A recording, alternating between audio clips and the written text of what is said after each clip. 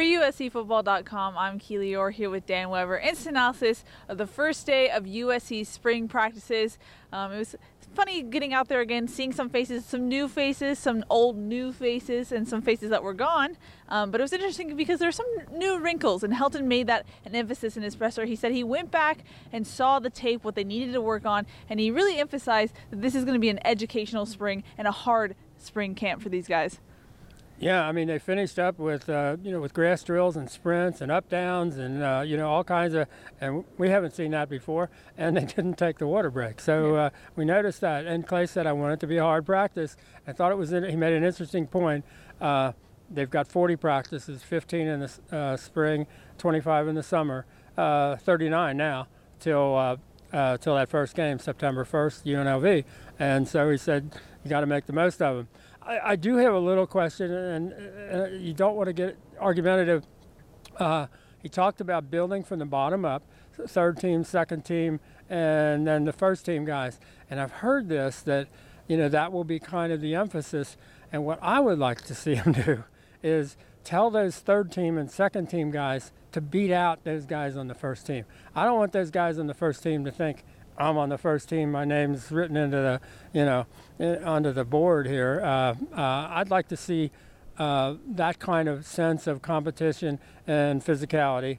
So we'll see how that goes. You don't want them thinking, well, I'm playing hard right now, but I'm playing for second team.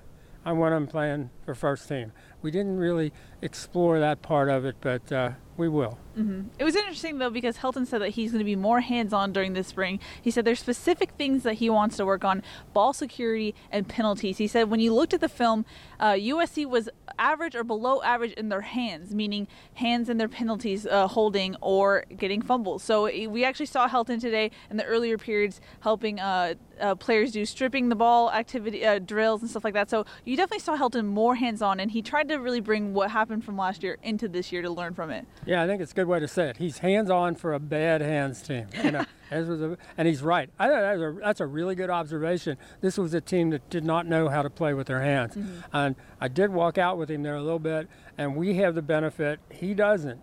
We were here, I was anyway, for basically every one of Pete Carroll's practices. And one of the things I told Clay that and I don't know this in their film archives, do they have video of all of those Pete Carroll practices? Because we got to see those. And the one thing they did beyond belief so well with Troy Polamalu and Lofa Tatupu and Matt Grudegood was they did the best ball stripping and ball security stuff that you've ever seen. I mean, they scared you. They were so sudden and so violent. And I told Clay, I said, if you can find those and you want to show them to your kids, and he was very appreciative and said, thank you. I'm going to try to see if we've got those, back to 2001. But that, you want them to see how hard and physical and tough and violent you have to play. And that's kind of been the missing element. And it's good to see that Clay's talking about going to some of those places that they haven't been going in previous years. Mm-hmm. I mentioned a new old face, Tim Drevno, now the running backs coach and passing game and running game coordinator, I believe. That's the whole title. You got to talk to him. What did he have to say today? Yeah, I asked him what he felt like to have the longest title in college sports coaching. It's a 9-word title. And he said, well, Clay wanted it that way. I think Clay really wanted to emphasize, because you watched the Ohio State game, how could you not? The ability to run the ball against a physical defense and the ability to protect your quarterback. And so he's got both of those things in there for, Tim Drevno's title. And he talked about how, he's going to be working with, his job is to support T and to support Neil Callaway and all of that working relationship. It'll be interesting. They have not yet had time to talk about the schematic changes and, how do you get another blocker at the point of attack and all the things you got to do. They haven't been able to do any of that because it, basically just happened over the weekend. But it'll be interesting to see how that develops in terms of where the responsibilities, one, ends and one starts and how that all works together. And it'll be interesting to see how you specifically, if you're, I think of myself, was a high school baseball coach, but I was a catcher. And if you asked me to teach the center fielders how to play center field, I couldn't do that. And Tim Drevno, 20 years ago, did coach some running backs. Yeah. But he's an offensive line guy, and he's a coordinator. But in terms of the nuts and bolts of how the running backs, develop on a daily basis, we're going to have to see that. They obviously had, one of the best coaches in the country last year in DeLand McCullough with all the things he did with the heavy ball, the weight, the water-filled balls and the spring-loaded footballs and all the kinds of stuff that he did. So that'll be an interesting challenge, and when we follow and see how it goes.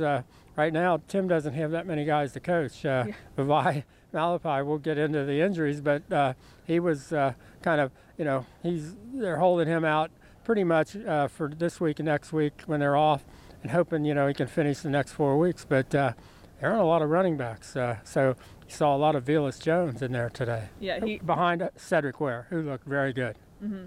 Yeah, you mentioned the injuries. There's a lot of personnel changes and injuries that we need to update you guys on. So first off, injuries. As far as rehabbing goes, Marvell Tell, Toa Lobendon, Marlon Tuipulotu, and someone else. And Vivai Malapai, thank you, were rehabbing and limited, so they were watching.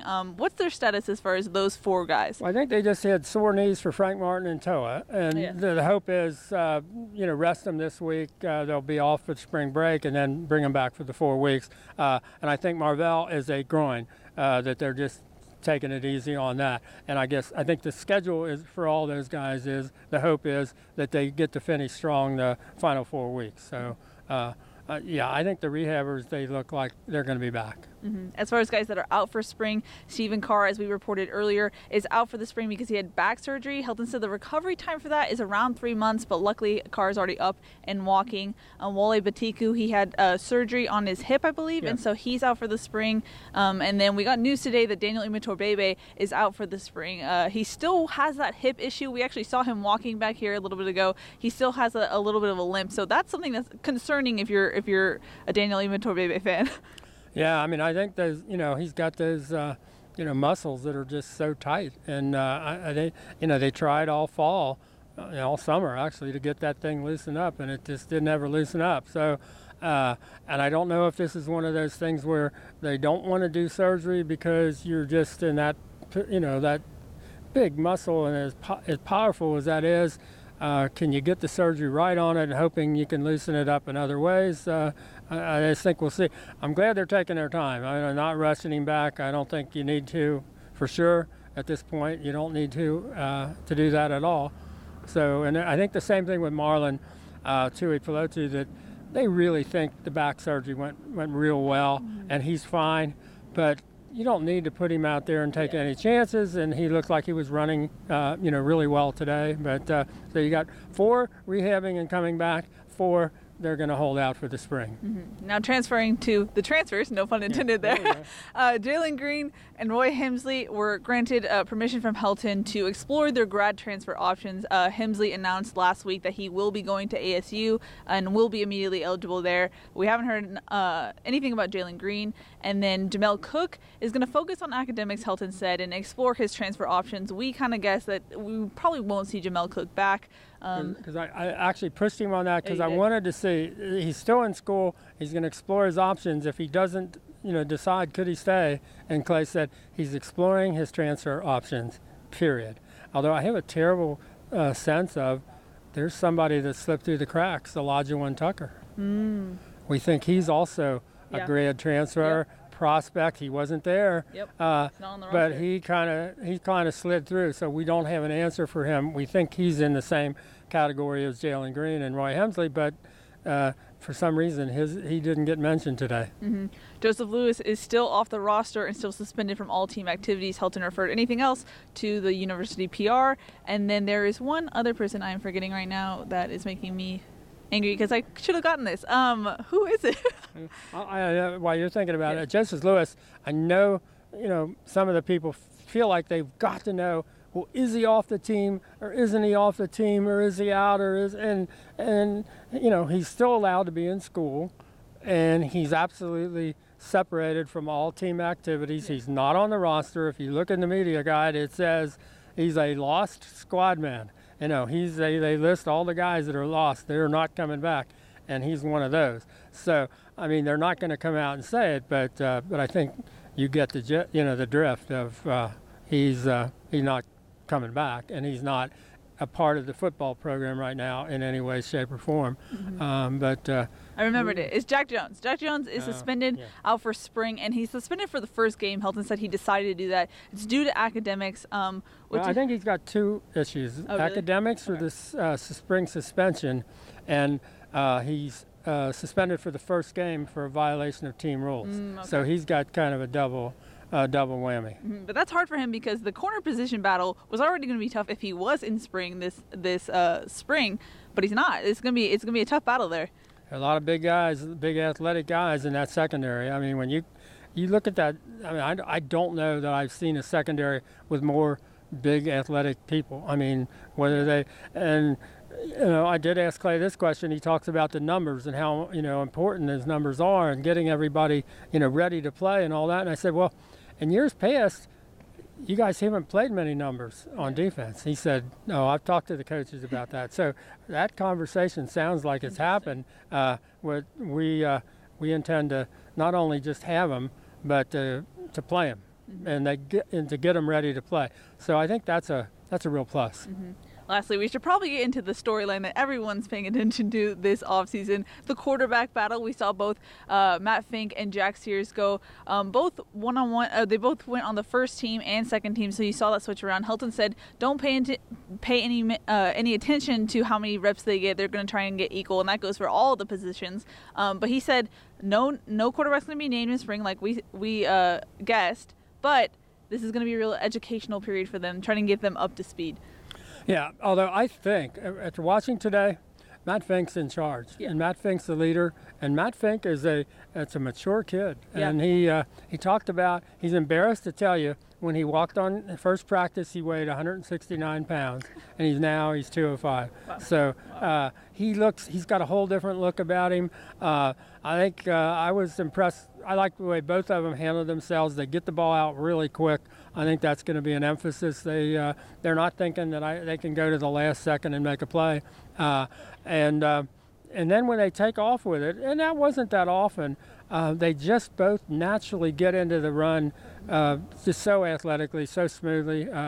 But I thought they were very. I thought Matt Fink really made some good throws, and then Jack, Sears ended up throwing a big bomb that Michael Pittman ran underneath. He put a lot of air under it, and threw the ball, really deep without any effort at all. I thought the quarterbacks were real positive today. I thought that was a really good first day for both of them. Mm-hmm. All right, this has been a long one. Any final thoughts on the first day of spring practice? No, I think they're moving in the right direction. We need to, until we see them in pads. Yeah. And what are you going to do about the whole physicality part? I mean, if you had, you said, well, this was, wrong against Ohio State. This was wrong.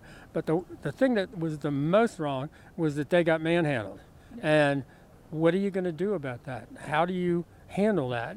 How do you improve what we saw in the Cotton Bowl? And until they get in pads, we won't know. Yeah. All right, that's going to wrap it up from Howard Jones Field. For Dan Weber, I'm Keely Eure. For more, check out uscfootball.com.